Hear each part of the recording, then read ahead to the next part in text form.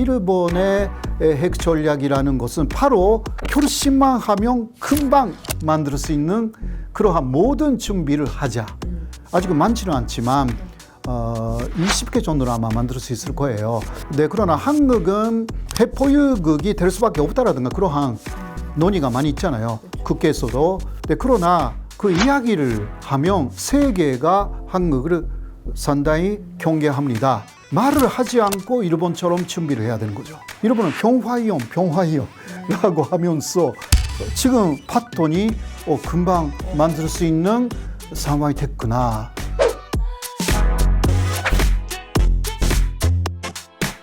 최근에 이제 북한과 러시아의 이제 공조가 좀 강해지고 있어서 국제 정세가 복잡해졌는데요. 그 가운데 이제 한중일 삼국도 이제 공조를 좀 하고 있잖아요.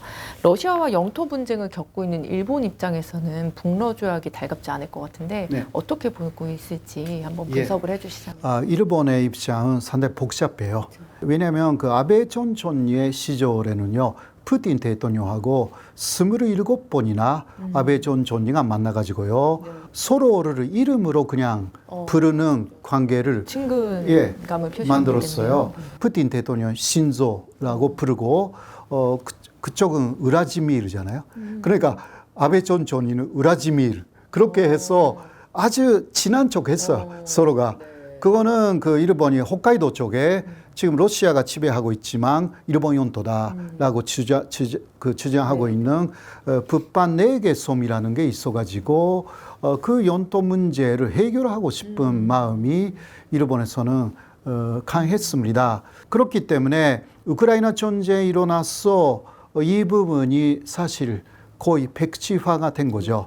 그런데 일본은 다시 한번 그 4개 섬 문제 해결하기 위한 여러 가지 교섭을 러시아하고 하고 싶다라는 거 푸틴은 잘 알고 있어요. 그러니까 요새는 푸틴이 말해요. 일본 쪽에. 모든 문제는 일본 정부에 달려있다. 일본 정부가 대화하고 싶다고 하면 그거 마다할 이유가 없다. 그러니까 지금 그 푸틴 쪽에서 일본 정부를 흔들고 있어요. 그런 것에 사실 흔들리고 있는 게 일본 정부의 입장입니다. 러시아는 그 상대를 위협하는 거 굉장히 잘하잖아요. 그러니까 푸틴의 입이라는 사람이 있어요. 세르게이 미로노프라는 러시아 제3당의 탄수인데 제3당인데 사실 야당인데 요당이에요. 푸틴이 만든 당이에요. 제1당 푸틴의 당이 너무 강해가지고 그래서 일부러 만든 여당계의 야당이에요. 거기에 단수가 세르게이 미로노프인데 이 사람이 무슨 말을 했냐고 하면 홋카이도는 러시아 것이다. 그 이야기를 들은 일본 사람들이 놀랐어요. 그 우크라이나 다음은 홋카이도, 일본의 가장 위에 있는 홋카이도를 침공하는 것이 아니냐. 푸틴의 입이니까 그 사람이. 그렇죠. 그래서 한국이 필요하죠. 일본으로서는. 한국군이. 그러한 모든 것이 지금 그 한미일 건조라는 부분에서 움직이고 있는 것입니다. 이게 진짜 동맹 관계로 완전히 삼각 군사 동맹으로 가버리면요. 한국의 입장으로서는 그 일본 자위대가 한반도 유사시에 도와준다. 그 정도의 쉬운 이야기 아닙니다. 홋카이도에서 뭔가 문제가 일어난다. 혹은 아래에서 생가교도 문제라는 게 더 있거든요. 이거는 중국이 내 것이다라고 하고 있는데 일본이 갖고 있는 섬이에요. 거기서 문제가 일어나면 군사동맹이면 도우러 가야 돼요. 그러니까 예를 들면 러시아가 또 홋카이도에 침공해왔다. 우크라이나 이겼으니까 돈반도 이제 잡아야 된다. 옛날에 로이르 전쟁에서 패배한 원한이 있거든요. 러시아는. 우리는 러시아하고 원한이 없어요. 그런데 러시아는 그거 있거든요. 일본에 대해서. 그러니까 항상 그러한 이야기가 나오는 거예요. 푸틴이 그런 말을 못하니까 시켜서 하는 거거든요. 그러니까 어마어마하게 지금 일본하고 러시아의 관계가 별로 안 좋습니다. 그것을 푸틴은 이용하고 있고, 기시다는 또 미국 쪽에 특히 바이든의 입장을 대변해야 되는 부분도 있잖아요. 그러니까 계속 강한 어조로 푸틴이나 러시아를 비난했어요. 한국은 그래도 어느 정도 신중하게 말을 고르면서 했어요. 그러나 요새 또 푸틴 쪽에서도 이야기를 했잖아요. 혹시 우크라이나에 한국이 살상 무기를 공급한다면 이거는 한국에 있어서는 안 좋은 결과가 될 것이다. 또 협박을 했어요. 예, 이런 식으로 푸틴은 여러 가지를 협박하면서 오히려 그쪽으로 가지 마. 우리하고 좀 협력하자. 이런 것을 특히 일본하고 한국에 대해서 계속 그 메시지를 내고 있어요. 그러한 상황입니다. 한반도 정세도 참 지금 불안정하잖아요. 네. 북한이 모물풍선도 보내고 네. 그러다 보니까 이제 오세훈 시장이 적어도 이제 한국도 일본 수준의 핵 잠재력을 이제 갖춰야 한다 이런 발언을 했더라고요. 한국의 핵무장이 이제 논의되고 있는데 일본의 핵무기 관련된 지금 현황이 조금 어떤지 짚어주신다면. 예, 1980년대에 나카소네라는 일본의 총리가 있었습니다. 나카소네의 핵 전략이라는 것을 현재 일본 정부는 계승하고 있는 것인데요. 그 나카소네 스사의 한 이야기가 뭐냐? 일본은 핵을 갖지도 않고 또 그 들여다보지도 않고요. 그리고 사용하지도 않습니다. 이거는 핵에 대한 일본의 3대 원칙이에요. 사실 그 핵폭탄을 맞은 일본으로서 핵에 대해서는 평화라는 것을 지켜야 되니까. 네, 그러나 일단 일본은 핵은 보유하지 않겠지만 결심하면 금방 만들 수 있다라는 체제를 만들어 놓고 있어야 다른 나라가 볼 때 그것만이라도 위협이 될 것이다. 그러니까 일본의 핵 전략이라는 것은 바로 항상 결심만 하면 금방 만들 수 있는 그러한 모든 준비를 하자라는 거였습니다. 그래서 일본은 그 핵처리 시설이라든가 계속 잘 만들어 왔고요. 그리고 또 하나 남아 있는 과제는 그 핵 폐기물을 뭐 200년, 300년 그냥 지중해 묻어놓고 문제 없이 만드는 작업이에요. 이거 하나 남아 있습니다. 그런데 한국에서는 그 핵처리 시설, 그러니까 특히 재처리 시설이라는 게 있어요. 한 번 쓴 핵 연료 있잖아요. 그것을 재처리해 가지고 거기서 우라늄이라든가 플루토늄을 다시 추출하는 것입니다. 근데 이것이 있어야만이 핵을 사실 만들 수가 있어요. 근데 일본은 그것을 갖고 있어요. 근데 그러나 거기서 우라늄 그리고 플루토늄을 추출을 했지만 이거 병화 이용한다고 말하고 있는 거죠. 일본이. 그러나 이거 갖고 있기 때문에 이게 핵폭탄으로 바꿔서 만들 수가 있는 수준이에요. 일본은 아직은 많지는 않지만 20개 정도로 아마 만들 수 있을 거예요. 네, 그러나 한국은 핵보유국이 될 수밖에 없다라든가 그러한 논의가 많이 있잖아요. 국회에서도 여당 쪽에서도 그런 이야기가 많이 나왔고, 네, 그러나 그 이야기를 하면 세계가 한국을 상당히 경계합니다. 말을 하지 않고 일본처럼 준비를 해야 되는 거죠. 일본은 병화이용라고 하면서 지금 봤더니 금방 만들 수 있는 상황이 됐구나. 그런데 다 하는 이야기는 핵보유 절대 말하지 않았어요. 이런 부분은 정치적인 치능을 나타내는 것이기 때문에 좀 뭐라 할까 조심해야 되는 말을 조심해야 된다고 저는 생각해요. 해야 되는 일은 너무 많은데 처음부터 핵 보유하겠다고 하면 안 되잖아요. 예, 그러면 세계가 또 미국도 막을 거예요. 그러면 이게 북한에 대한 그 비핵화 주장을 하지 못하게 된다. 이런 이야기가 되죠.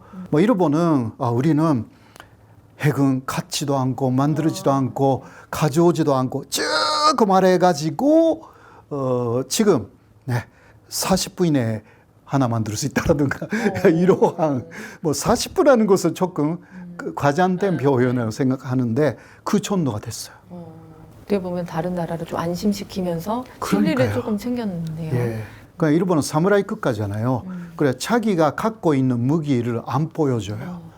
자신들을 다 100% 보여주면 안 된다. 예, 그거는 정보를 다 줘버리면 그쪽에서 이쪽으로 공격하는 모든 것을 이쪽에서 줘버리는 셈이 되기 때문에 정보를 준다라고 해도 핵심적인 부분은 절대 말하지 않는다. 부부 사이에서도요, 30% 정도는 말 안 해. 한국은 그런 식으로 하면 이혼이잖아요. 그렇죠? 그래야 조금 편하대요. 네, 변화돼요. 그럴 수 있을 예. 것 같아요. 좀 한국도 배울 필요가 있는 부분이. 뭐 배워야 하는지 잘은 모르겠어요. 가정에서 그런 거 배워도 되는지를 잘은 모르겠고. 가정은 좀 제외하고 지금 이런 예, 얘기. 나라 대 나라는 문제에서 이거는 막 배운다라기보다 그건 산식으로 생각해야 되는 부분이죠. 네. 한국의 가계 1인당 순자산 규모가 이제 일본을 제쳤고 사상 최초로 이제 연간 수출액도 일본을 추월할 가능성이 이제 있다고 합니다. 앞으로 이제 한일 간의 이제 경제 우위 전망을 좀 해주시자면. 뭐 첨단 기술의 부분에서 한국이 강한 거예요. 아까도 얘기했지만 IT하고 AI 그리고 또 방산 산업이 있어요. 사실 우크라이나 쪽에도 의회적으로 이제 K-탱크라든가 한국의 방산 산업이 지금 호조이거든요. 그러나 일본은 그것도 만들면 안 돼요. 그러니까 평화 헌법을 갖고 있기 때문에 그런 거 만드는 것은 일본 안에서만 쓸 수가 있어요. 자위대가 쓴다. 그러니까 수출을 할 수가 없어요. 기본적으로. 그래서 평화 헌법 자체를 개정해야 되는 것이 아닌가. 이거 일본에 개정하기 시작하면 진짜 개정한다면 일본군도 부활시키고 방산 산업도 자유롭게 이제 할 수 있게 돼가지고요. 또 핵까지 진짜 만들 수도 있고 또 핵 기술은 일본은 괜찮은 수준을 갖고 있습니다. 이런 것도 계속 수출하기 시작할 거예요. 그런 면에서는 일본은 헌법으로 개정하느냐 마느냐. 지금 기시다가 임기가 없는데도 끝까지 내가 임기 중에 헌법을 개정하겠다. 그 이야기를 했거든요. 너무 얼마 안 남지 않았나. 그러니까 지금은 그러니까 안 되는데 그 이야기는 다시 한번 내가 연임하겠다는 이야기인데 그거는 좀 지금은 어렵게 보이는데 일단 그런 식으로 일본은 갈 것 같대요. 그러니까 여러 가지 지금 제한이 있는 일본의 산업이 IT화에도 성공하고 평화 헌법도 개정하면 굉장히 좀 무서운 일본이 다시 나타날 수가 있습니다. 그렇게까지는 조금 시간이 걸릴 것 같은데요. 그런 날이 올 것으로도 일단 예상하고 준비를 해야 되는 거죠. 한국으로서는. 그렇게 생각합니다. 일본의 자동차 경쟁력이 사실 뭐 조금 최근에는 뭐 혼다 이쪽도 좀 약해졌다라고 하는데요. 뭐 네. 전기차도 그렇고 일본 네. 지금 자동차 산업 현황은 조금 어떤가요? 예. 역시 일본 자동차 기업의 모범은 토요타이기 때문에 토요타가 어떻게 움직이고 있는가라는 데 일본 전체 자동차 산업이 영향을 받습니다. 그래서 토요타 쪽에서 EV에 주력하지 않겠다. 이런 식으로 나왔기 때문에 세계의 주류 쪽에서 조금 벗어나 있는 것이 일본의 상황입니다. 그래서 오히려 한국이 또 EV에 주력하고 있고요. 또 미국하고도 그런 부분에서 많이 협력하고 있지 않습니까? 일본은 거기서도 그렇게 미국하고 EV로 협력한다라는 것이 약해요. 그러니까 석유 자동차 내지 하이브리드에 오히려 지금도 고집하는 게 일본 자동차 업계라고 할 수가 있습니다. 그 사람들은 EV가 오래가지 않겠다고 오히려 반대하고 있는 거죠. 문제가 일어날 것이다. 라는 그러한 입장을 고수하고 있기 때문에 수출도 어떤 면에서는 잘 안 되는 거죠.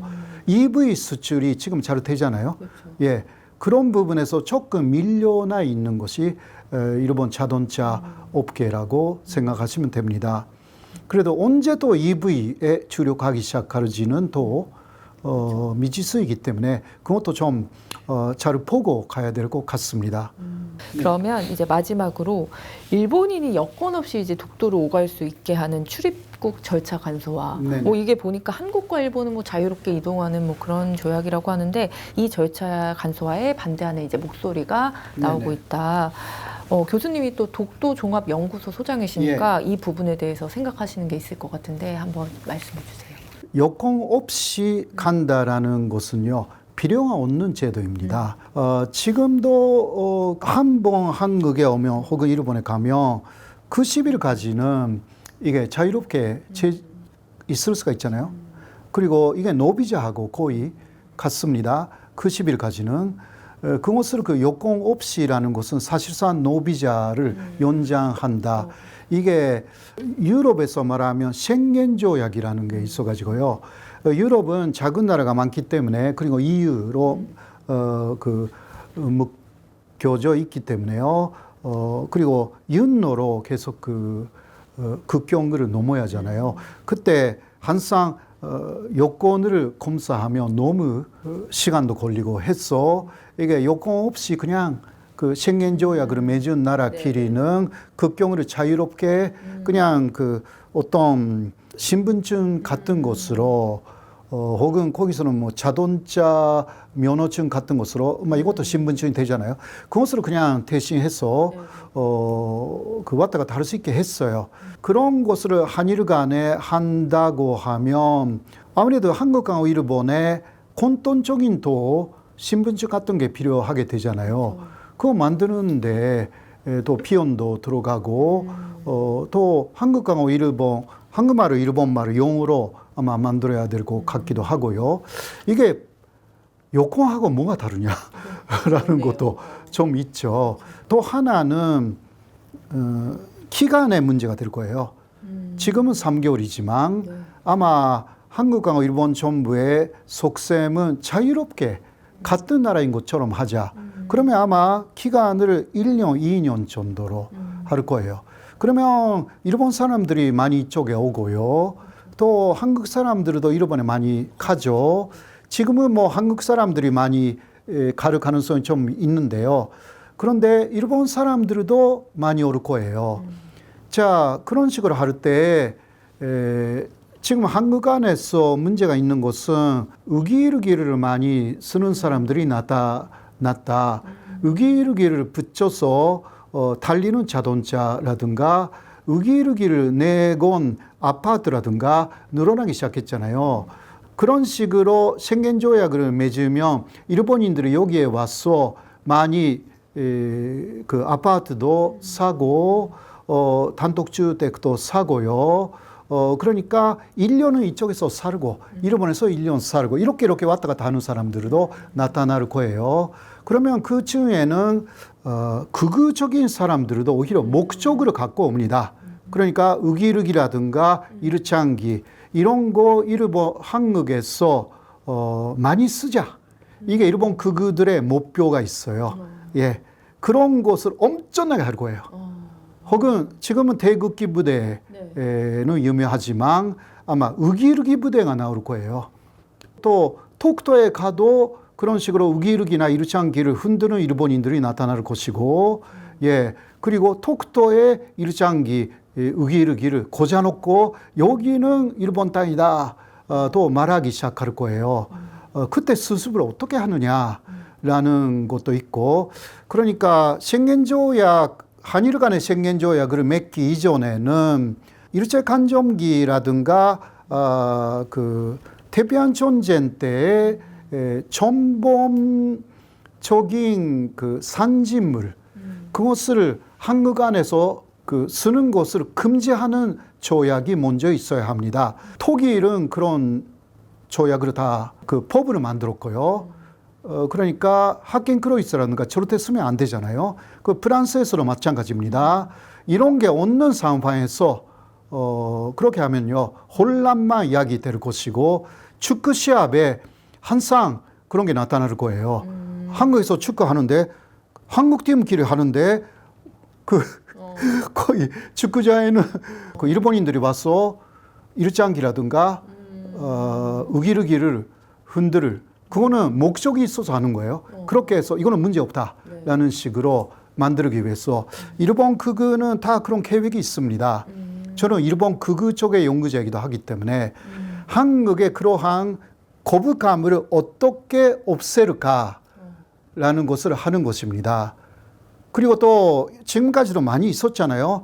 소녀상, 위안부 소녀상의 테러를 하는 뭐 낙서를 하기도 하고 거기에 뭐 막트기를 트기도 하고 이런 것이 엄청나게 많아질 거예요.